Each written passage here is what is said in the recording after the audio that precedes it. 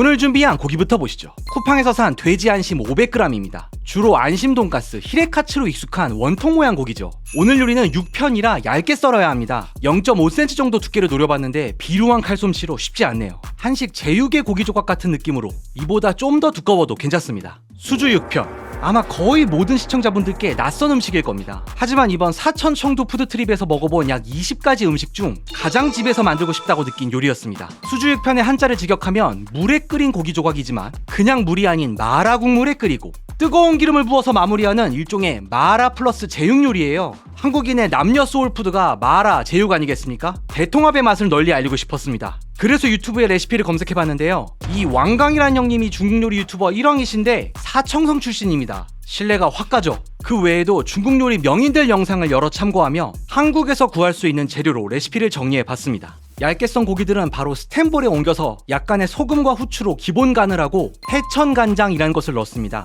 중국 양조간장으로 감칠맛이 좋다는데 솔직히 한국 간장이랑 크게 다르진 않았습니다. 이것은 중국 황주입니다. 한식에는 소주, 일식에는 청주, 양념에 술을 넣는 건 아주 자연스럽죠. 중국에선 황주라는 술을 씁니다. 근데 생략해도 문제 없어요. 이대로 간이 잘 배도록 조물조물하면 제육이나 주물럭 만드는 것처럼도 보이는데요. 그런데 여기서 계란이 등장합니다. 노른자를 분리해서 흰자만 사용할 거예요. 흰자에 감자 전분을 2테이블스푼 넣고 잘 섞으면 일종의 계란 전분물이 만들어지는데 이걸 그대로 밑간을 마친 고기에 전부 부어서 고기의 계란이 전체적으로 코팅될 수 있게 잘 섞습니다. 이게 튀김옷도 아니고 밑간도 아니고 낯선 중식 스킬이었는데요. 나중에 보시겠지만 육질에 엄청난 효과를 냅니다. 마무리로 달라붙지 말라는 의미로 식용유를 약간 넣고 섞으면 고기 준비는 끝입니다. 이대로 잠시 냉장고에 보관하고요. 이런 중국 요리를 하실 때 아주 좋은 꿀팁을 드리기 위해 늦은 밤 강아지 밤비와 함께 산책을 나왔습니다. 이곳이 어디냐?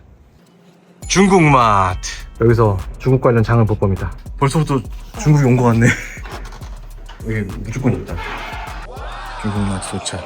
네, 일단 중국 생간장. 근데 이거는 그냥 진간장 써도 큰 문제 없고 두반장. 여기 비현이라고 써있는데 이게 이 두반장을 써야지만 사천 맛이 납니다. 건고추가 있네요. 조천이라고 써있죠. 우리나라에서 구할 수 있는 유일한 중국 고추 브랜드가 요겁니다. 요거를 사러 왔습니다. 마라의 기본인 화자오와 마자오가 있는데 우리나라에선 이걸 마자오라고 하는데 사천에서는 청화자오라고 합니다. 이걸 한국에서만 마자오라고 부르는 느낌. 여기 채소가 있는데 와순이라고 하는 건데 이게 그렇게 아삭하니 좋대요. 수질편에서 식감을 담당하는 채소라고 합니다. 하나 사야 될 것 같아요. 중국마트에서 이렇게 제대로 파밍도 했으니까 얼른 집에 가서 만들어 보겠습니다. 어때 밤비? 중국마트 재밌었어? 재밌었구나. 아이고. 다시 주방으로 돌아와 채소를 준비할게요. 수주육편에 들어가는 채소는 3대장이 있는데요. 먼저 산묘라고 부르는 풋마늘 대입니다. 우리나라도 제철에 검색하면 농장 직송으로 있긴 있지만 꽤 구하기 어려워서 역할이 비슷한 쪽파로 대체했고요. 다음으로 근채라고 얇게 생긴 중국 샐러리입니다. 이게 우리가 아는 샐러리가 아니고 미나리에 가깝다고 해서 진짜 K 미나리로 가져왔습니다. 고기와 함께 집어먹기 좋은 길이로 맞춰 썰어서 접시에 옮겨 담았고요. 마지막으로 와순을 꺼내보면 뭔가 익숙한 비주얼이죠. 중식 좋아하시는 분들은 저거 궁채 아니야 하셨을 텐데 맞습니다. 중국에서는 이런 줄기상추를 통틀어서 와순이라고 부르고 와순 중에 한 품종을 궁채라고 부른다네요. 그러니까 궁채를 사면 와순을 산 셈이죠. 쪽파와 미나리와 달리 궁채는 식감의 주인공이라 한국 채소로 대체할 수 없이 꼭 있어야만 합니다. 팩으로 산 만큼 물로 깨끗이 씻어서 마무리했고요. 이렇게 수주육편 채소 트리오 손질을 마쳤습니다. 지금부터는 향신채입니다. 먼저 엄지손가락 크기의 생강 1개를 먹을 때 거슬리지 않게 가능한 한 잘게 다졌고요. 마늘은 토핑용까지 포함해서 15알 준비했습니다. 생강만큼 억세지 않으니 다지기를 쓸 수 있어서 편해요. 그나저나 마늘이 이렇게 많이 들어가는 중국 음식은 처음 보네요. 이것은 중국마트에서 산 중국 건고추입니다. 하늘을 보고 자란다고 해서 조천초라는데 사천산 고추는 아니지만 한국에서 구하기 쉽고 매운맛이 센 편이라 사천 요리에 괜찮다네요. 30g을 계량해서 준비했고 물로 한번 깨끗이 씻겠습니다. 마라의 마를 담당하는 화자오입니다. 현지에서 보니 붉은색이 선명할수록 신선한 제품이었거든요. 이 제품은 퀄리티가 꽤 괜찮은 것 같네요. 오늘도 궁중팬을 사용합니다. 화자오와 고추를 전부 때려 넣고 기름을 아주 넉넉하게 잠기게 둘러서 거의 튀기듯이 볶는 작업에 돌입합니다. 마른 재료들이라 쉽게 탈 수 있어서 약불로 진행했고요. 고추가 완전 바삭해졌을 때 체에 받쳐 꺼냈습니다. 이 밑에 걸러진 기름엔 향이 쫙 배었겠죠. 나중에 쓸 거니까 잘 보관해 둘게요. 이렇게 튀겨진 고추와 화자오로 도구고추라는 걸 만들 건데요. 쉽게 말해서 칼로 다진 고추입니다. 근데 고추가 엄청 바삭한 상태에다가 안에 고추 씨도 꽉 차 있고 동그란 화자오까지 한 번에 칼로 다지려니까 진짜 엄청 튀더라고요. 그래도 후반부에는 기름기가 재료들을 엉기게 해서 처음보다는 나름 수월하게 다질 수 있었어요. 이렇게 고추, 화자오, 기름이 만난 마라의 본질 도구고추가 만들어졌습니다. 여기까지가 재료 손질 단계였고요. 지금부터는 완성까지 논스탑으로 갑니다. 방금 도구고추에서 봤던 재료가 한 번 더 나옵니다. 바닥을 가득 채우는 기름과 엄청난 양의 고추 그리고 화자오를 넣어서 이번에도 마라기름을 뽑는데 미리 손질한 채소 트리오를 전부 투하합니다. 이 채소는 식감을 위해 30초 이내로 볶아야만 한데요. 딱 30초 채워서 바로 불 끄고 완성 그릇에 옮겨 담았어요. 오늘 요리는 차곡차곡 층을 쌓아서 플레이팅하는 게 특징입니다. 그리고 같은 궁중팬에 다시 기름을 추가하고 이번에는 생강과 마늘을 넣었는데 마늘은 토핑도 할 거라고 말씀드렸었죠. 여기서는 생강과 마늘 1:1 부피로 넣을 거예요. 나머지 마늘이 당연히 토핑 재료가 되겠죠. 이것은 중국 청두의 특산품인 비현 두반장입니다. 아까 마트에서 봤던 제품의 팩 버전이고 비현 두반장, 피셴 두반장 검색하면 나옵니다. 그대로 30g을 생강 마른 기름에 넣어서 이번에는 마라 기름이 아닌 빨간 색깔의 홍유를 만들 거예요. 된장, 춘장처럼 두반장도 콩 베이스라서 기름에 볶으면 맛이 훨씬 좋아집니다. 기름이 전체적으로 붉게 문들면 이때 물을 붓는데요. 육수를 써도 좋지만 맹물도 상관없다네요. 왜냐하면 여기에 소금 1티스푼도 넣고 맹물을 순식간에 진국으로 바꿔줄 미원이 들어갈 거니까요. 한 꼬집도 아니고 1티스푼 넣어버렸고요. 설탕 3g, 후추 3g으로 양념을 마무리했습니다. 이제 점도를 만들 거예요. 감자 전분을 물에 개서 전분 물을 만들었는데요. 뜨거울 때랑 식었을 때랑 농도가 천지 차이기 때문에 넣어보면서 조금씩 추가하는 걸 추천드립니다.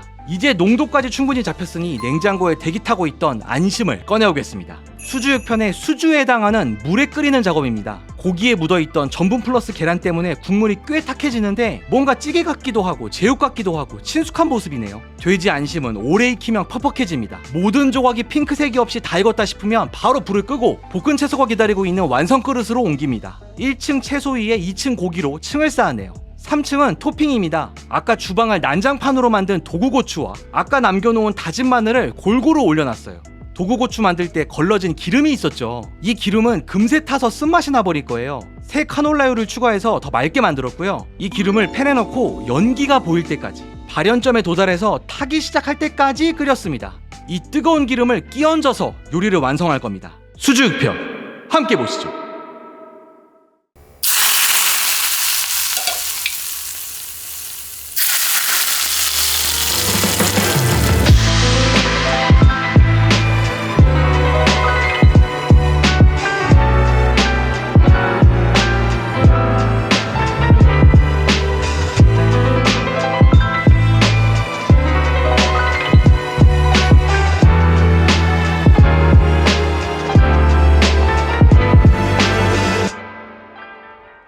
자, 이렇게 제가 사천 청두에서 먹은 요리 중에 놀라운 발견이었던 수주육편이란 요리를 집에서 만들어 봤습니다. 사천에서 봤을 때는 그냥 기름이 엄청 두껍네 라고 생각했었는데 그 기름을 이렇게 직접 붓는 걸 줄이야. 영상에서 몇 번 말하긴 했는데 제가 음식을 하면서 간을 안 봐요. 아예 중간 시식을 안 합니다. 처음 써보는 간장에 염도를 모르는 두반장에 제가 원하는 만큼 간이 있을 것이냐 떨립니다. 맛있어야 될 텐데 사천에선 정말 맛있었는데 신나게 한번 들어 올려봐야 되겠다.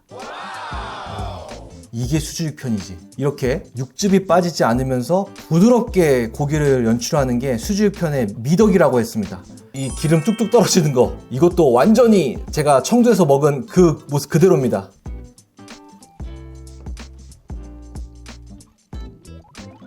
되었다.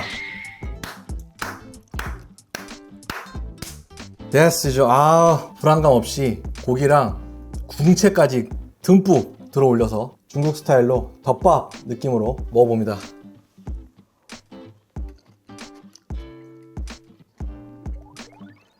바로 이 맛입니다. 야, 이게 되네. 집에서 제일 걱정이었던 간이 맞고 청두에서 먹었던 것과 딱 똑같은 게 뭐냐면요, 고기 자체에 간이 좀 배있는 느낌. 어차피 국물을 안 먹잖아요. 이 요리는 고기 안에 간이 있어야 돼요. 왜냐하면 고기를 육즙을 머금은 통통한 상태로 하는 걸 목표로 하기 때문에 고기 안이 밍숭맹숭하면 실패인데 완전 됐어요.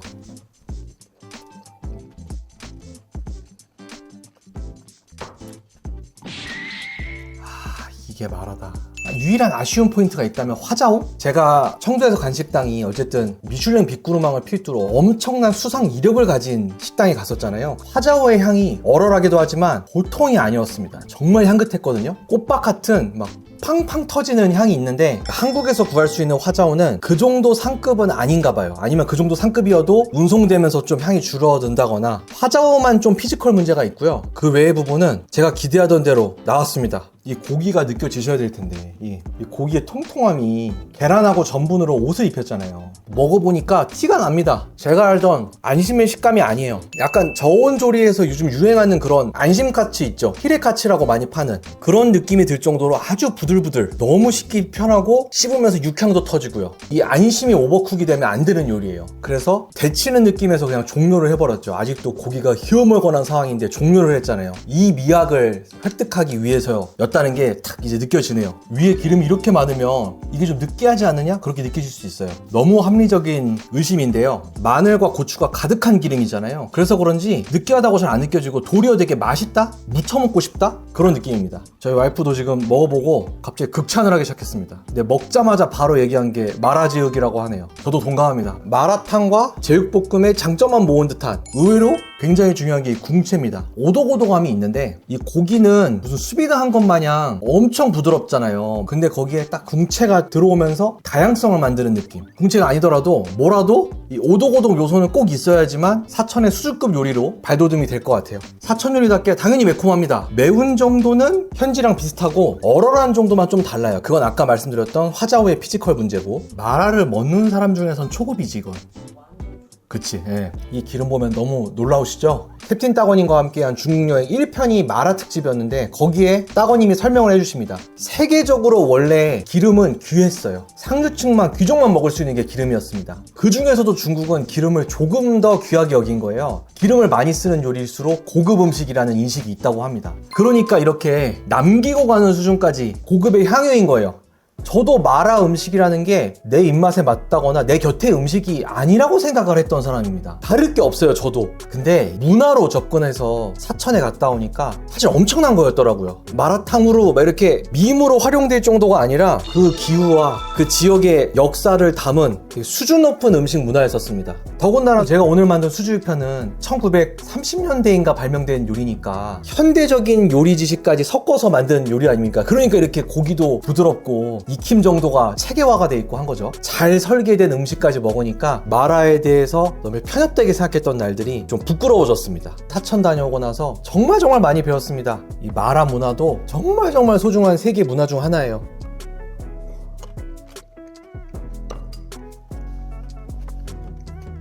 여러분 이게 뭔지 아십니까? 이게 중국 편의점 같은 데 가면 있는 음료인데 패키지가 약간 여명팔공판 같다고 해야 되나? 이게 또 어그로성이 있어서 사람들이 되게 재밌어하는 음료인데 중국마트 가니까 이게 있더라고요. 또 참지 못하고 바로 샀습니다.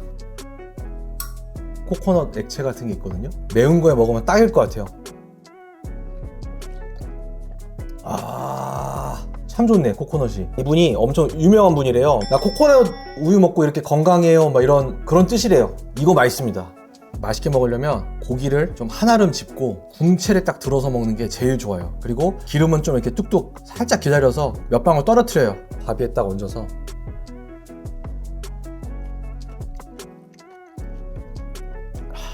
마라와 제육의 하이브리드. 그 여성분들이 좋아하는 마라탕과 남성분들이 좋아하는 제육볶음. 화합을 만들어낼 수 있는 음식. 한식이건 중식이건 제육은 옳다. 사실 기름만큼 맛있는 게 없거든요. 오늘 음식 만들면서 우리나라 제육도 이렇게 기름을 끼얹는 방식으로 마무리하게 만들면 맛있지 않을까 상상을 해봤습니다. 아무튼 캡틴 따거님과 함께하는 중국 푸드 트립은 아직 끝나지 않았습니다. 원래 잡식면을 올리려고 했었던 청도 국수편이 있거든요. 너무 큰 사랑에 힘입어 제대로 편집해서 다음 영상 육식면에 업로드하겠습니다. 사랑하는 143만의 구독자 여러분, 항상 감사합니다. Thank you!